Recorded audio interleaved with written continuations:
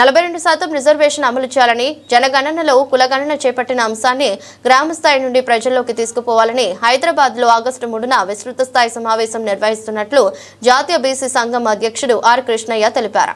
విద్యానగర్లోని BC భవన్లో వివిధ జిల్లాల నుండి వచ్చిన బీసీ నాయకులతో ఆయన సమావేశం నిర్వహించారు.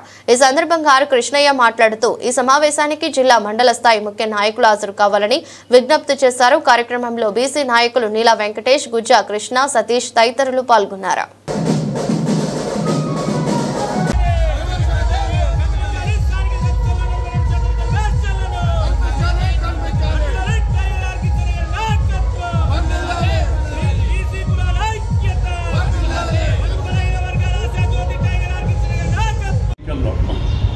బీసీలకు 42% రిజర్వేషన్లు అమలు చేయడానికి కట్టుదిట్టంగా భవిష్యత్ కార్యాచరణను నిర్ణయించడానికి జిల్లాల వారీగా పెద్ద ఎత్తున వేలాది లక్షలాది మందితో బీసీ గర్జన సదస్సును నిర్వహించడానికి వీలుగా సన్నాహక సభలు జిల్లాలో పెట్టడానికి పెద్ద ఎత్తున పెట్టడానికి ఆగస్టు 3న హైదరాబాద్ లోపల రాష్ట్ర స్థాయి విస్తృత కార్యవర్గ సమావేశం రాష్ట్ర సభను నిర్వహించడం జరుగుతుంది.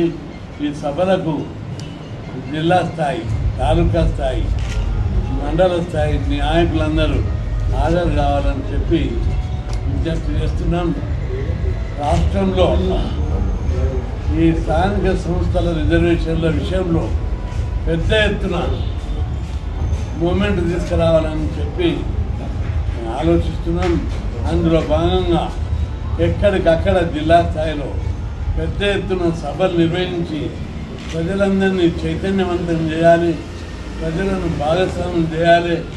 ప్రతి సందర్భంలో రిజర్వేషన్లు పెంచినప్పుడల్లా వ్యతిరేక ఉద్యమం రావడం, దాన్ని కోర్టులు కొట్టేయడం, ప్రజలు ఎవరెవరు వ్యతిరేకిస్తూ కేసు వేయడం, ఇవన్నీ కామన్గా జరుగుతున్నాయి. దీన్ని ఎదిరించడానికి పెద్ద ఎత్తున ఉద్యమం చేపడితే తప్ప ప్రజల లోపల మూమెంట్ రావాలి. ప్రజల లోపల మూమెంట్ ప్రతి కుల సంఘం, బీసీ సంఘాలు అనేక మంది పోరాడుతున్నారు. కానీ ఎవరో ఒకరు రిజర్వేషన్లను వ్యతిరేకిస్తూ అడ్డుతగుతున్నారు. దీనికి శాశ్వత పరిష్కారంకు రాజ్యాంగ సవరణ అవసరం. మరి ఇప్పుడు ప్రభుత్వం 42 పెంచింది. దీని మీద బలమైన ప్రజాస్వామ్య ఉద్యమం వస్తే తప్ప ప్రభుత్వాలు, రాష్ట్ర ప్రభుత్వాలు, కేంద్ర ప్రభుత్వాలు, కోర్టులు, వ్యవస్థ దీన్ని నిర్ణయం పర్మనెంట్ శాశ్వత పరిష్కారం లభించదు. అందులో భాగంగానే భవిష్యత్ కార్యాచరణ నిర్ణయించడానికి ఆగస్టు 3న పెద్ద ఎత్తున సదస్సు విస్తృత స్థాయి సమావేశం ఏర్పాటు చేయడం జరుగుతుంది. ఈ సమావేశానికి అందరు పెద్ద ఎత్తున కదిలి రావాలని చెప్పి విజ్ఞప్తి చేస్తున్న హైదరాబాద్లో ఈ సమావేశం ఏర్పాటు చేయడం జరుగుతుంది. అందరూ కూడా ముఖ్యమైన నాయకులు, బీసీ సంఘాల నాయకులు, కుల సంఘాల నాయకులు అందరూ కూడా పార్టిసిపేట్ చేసి భవిష్యత్ ఉద్యమాన్ని పెద్ద ఎత్తున దీన్ని తాడోపేడ తెలుసుకోవాలి. ఒకసారి రిజర్వేషన్లు పెంచిన ప్రతి సందర్భంలో దీని మీద వ్యతిరేకత రావడం, ఆగిపోవడం, అన్ని రాష్ట్రాల్లో తెలంగాణలో జరిగే ఉద్యమం తోటి శాశ్వత పరిష్కారం లభించాలి. శాశ్వత పరిష్కారం దీనికి జరగాలని చెప్పి అలాంటి ఉద్యమం పెద్ద ఎత్తున జరగాలని రాజ్యాంగ సవరణలు అన్ని ప్రభుత్వాలు, పార్టీలు ముందుకొచ్చి దీని మీద దృఢ నిర్ణయం తీసుకోవాలని చెప్పి ఆలోచిస్తాం. బీసీ సంక్షేమ సంఘం అధ్యక్షులు, రాజ్యసభ సభ్యులు ఆర్ కృష్ణ గారి నేతృత్వంలో వచ్చే నెల 3వ తారీఖు నాడు రాష్ట్ర విస్తృత స్థాయి సమావేశం ఏర్పాటు చేయడానికి నిర్ణయించడం జరిగింది.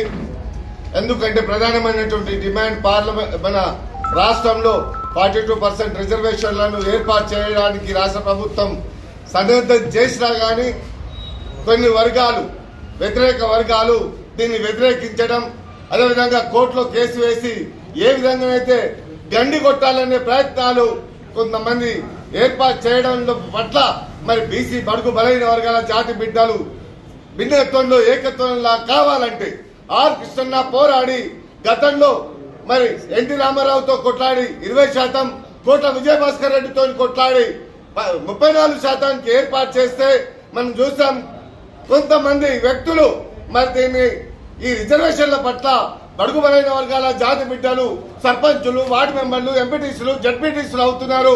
మరి మా కులాలకు ఆధిపత్యం తగ్గిపోతుందని దురుద్దేశంతో సుప్రీంకోర్టులో కేసు వేయించి మరి 18% దిగజార్చినటువంటి వ్యవస్థ మనం చూసాం. కాబట్టి ఇవాళ కృష్ణన్న మరి కొట్లాడి ఇవాళ 42% మరి తీసుకొస్తే ఇవాళ తెలంగాణ రాష్ట్ర ప్రభుత్వం గౌరవనీయులు పెద్దలు మరి రేవంత్ రెడ్డి గారు 42% అసెంబ్లీలో చట్టం చేశారు.